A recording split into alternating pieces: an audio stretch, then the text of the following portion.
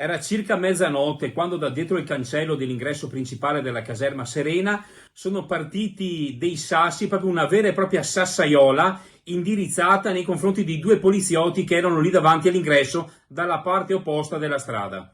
Una polveriera, e non solo per l'aumento esponenziale dei contagiati al suo interno. Una tensione costante sfociata 2 settimane fa nelle infermerie distrutte, nei momenti di paura per il medico e l'infermiera tenuti in ostaggio. Ed ora il nuovo episodio termometro della situazione, un pericoloso lancio di pietre contro la polizia nella tarda serata di ieri. 2 agenti in servizio di ordine pubblico davanti alla ex caserma. Nel cortile interno un gruppo di migranti discute animatamente e poco prima della mezzanotte, mentre gli agenti si trovano fuori dalla vettura, inizia contro di loro un fitto lancio di grosse pietre dall'interno. Una di queste pietre sfiora la testa di uno dei due, una poliziotta, e finisce contro la carrozzeria dell'auto, danneggiandola. Molti di questi sassi non erano ovviamente di piccole dimensioni, ma misuravano quasi 20 centimetri di grandezza e uno ha colpito anche l'autovettura di servizio e, per miracolo, i colleghi sono riusciti a ripararsi dietro un muro. Poi l'allarme alla questura per riportare l'ordine, informati anche gli operatori all'interno. Per un miracolo quel grosso sasso non ha provocato un dramma.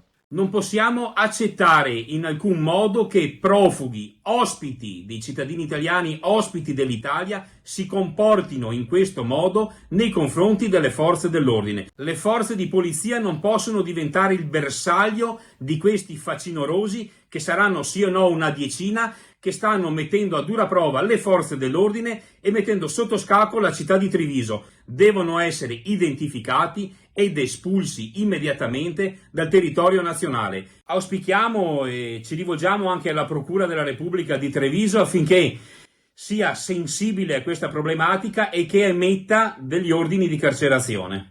Tutto questo mentre la procura continua la sua inchiesta, in ballo l'ipotesi di reato di epidemia colposa. Se la politica nazionale non è in grado di assumersi delle responsabilità o fare delle scelte coraggiose, che poi non sono tanto coraggiose ma sono scelte di buonsenso, faccia qualcosa alla Procura della Repubblica. Intanto fa discutere la convocazione del prefetto Laganà da parte del ministro Luciana Lamorgese per i ritardi nella delicata fase della separazione tra positivi e negativi. Pensavano potessero gestirla, hanno cominciato a dividerli, ma evidentemente in ritardo, ha detto la titolare del Viminale.